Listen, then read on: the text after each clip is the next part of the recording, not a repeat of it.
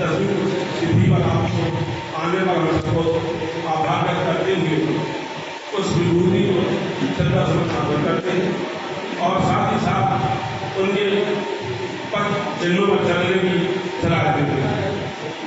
जैसा कि हमारे मुख्यमंत्री ने कहा और प्रभु जी ने भी कहा, कभी कभी कोई शख्सियत रहकर भी दृश्य में रहकर भी आपका सहयोग करती है, कभी आदर्श होकर भी सहयोग करती है।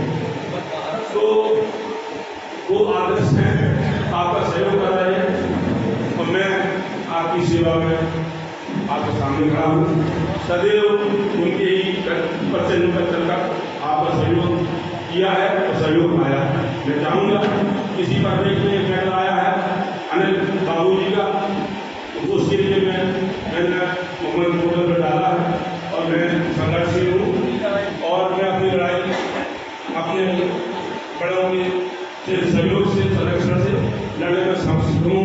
और हाँ बात वैधानिक तौर पर हमने आनंद से भी कहा, हम कमजोर नहीं है। पहली है भैया हमारी है, हमारी सुविधा की, चाहे न्यायालय में हो चाहे हाईकोर्ट में हो, कुछ भी करा सकते हैं। हाईकोर्ट में बात नहीं, परेशान होने की कोई बात नहीं है। हमारे साथ सब है, मंडल है, प्रांत भी है।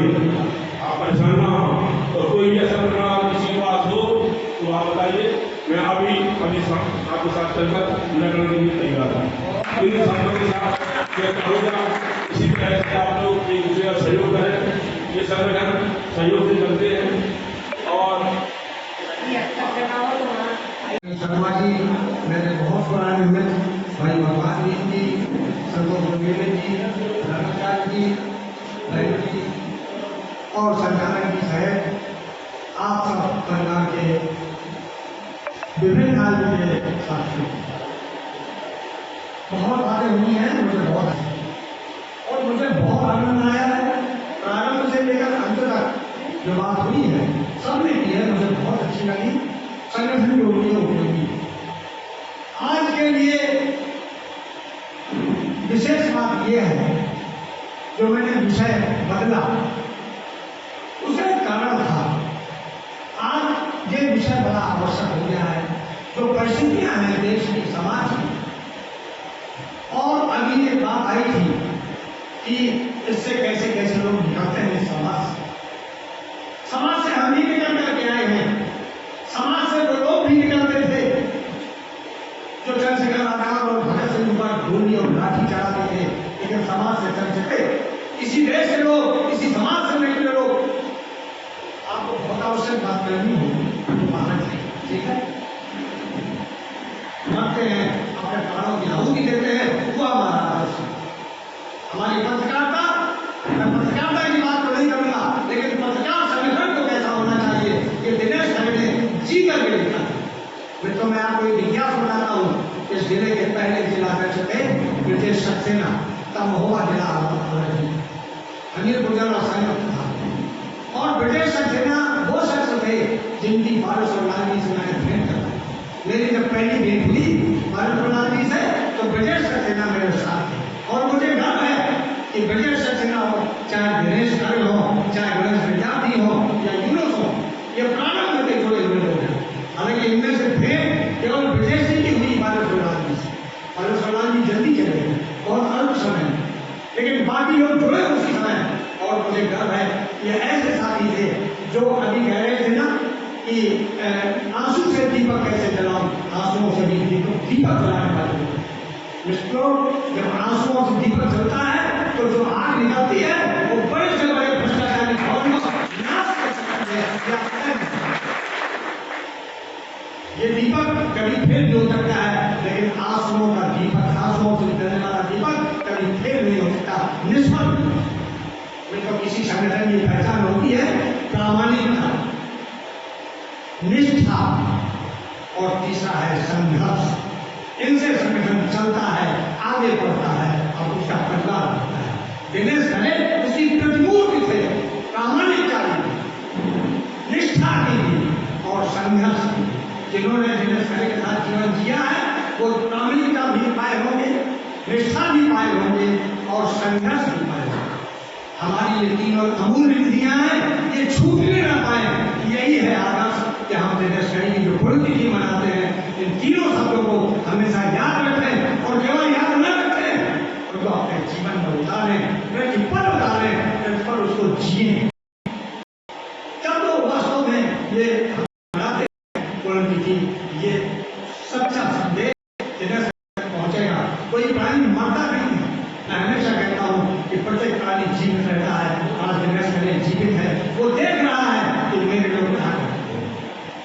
हमारे पूर्वज, हमारी संस्कृति, हमारी परंपरा ये बता रही है कि यहाँ इस संसार में प्रत्येक प्राणी जीवित रहता है। कभी दृश्य होता है, कभी अदृश्य।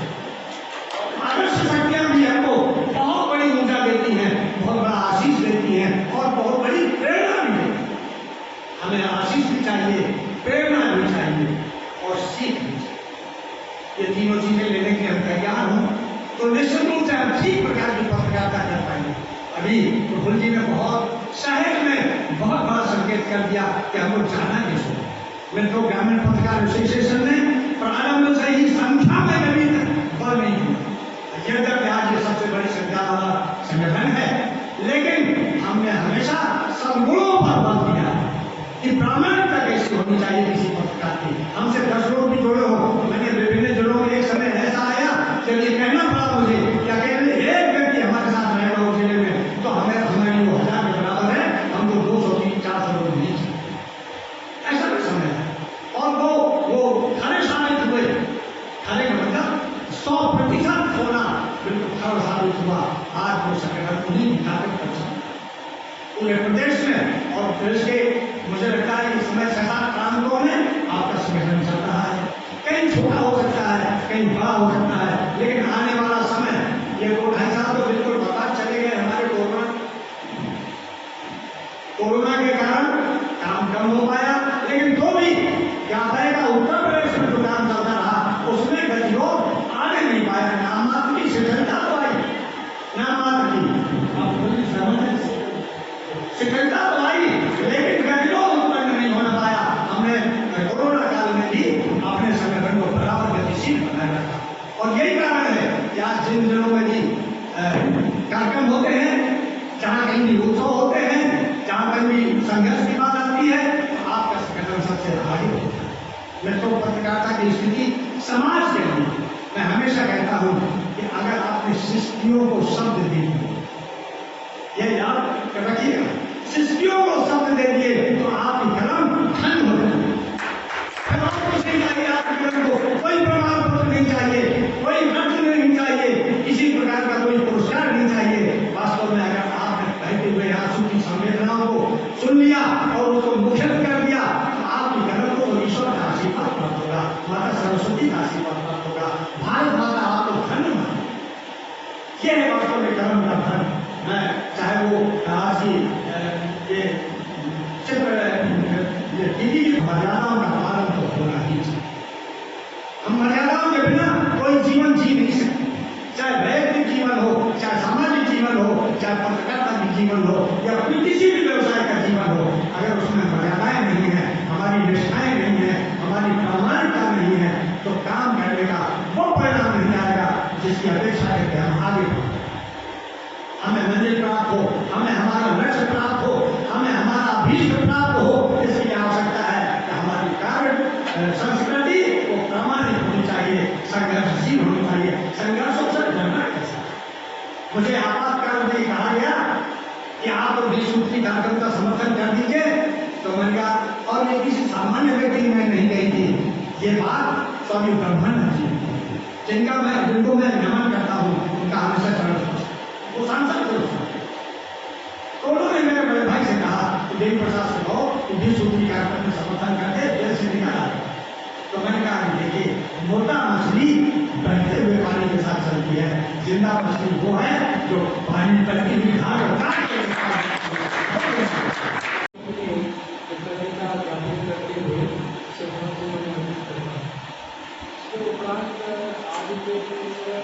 महत्वपूर्ण कार्य है। हम सभी जानते हैं कि साधारण लोगों का ये सम्मेलन नहीं है और कम से कम एक व्यक्ति अगर 10 मिनट समापन को चाहिए, जैसे विद्वान लोग हैं वो भी बहुत वक्त बकाया है। जल्दी से बुलाता हूँ, बैंकता के साथ जनाब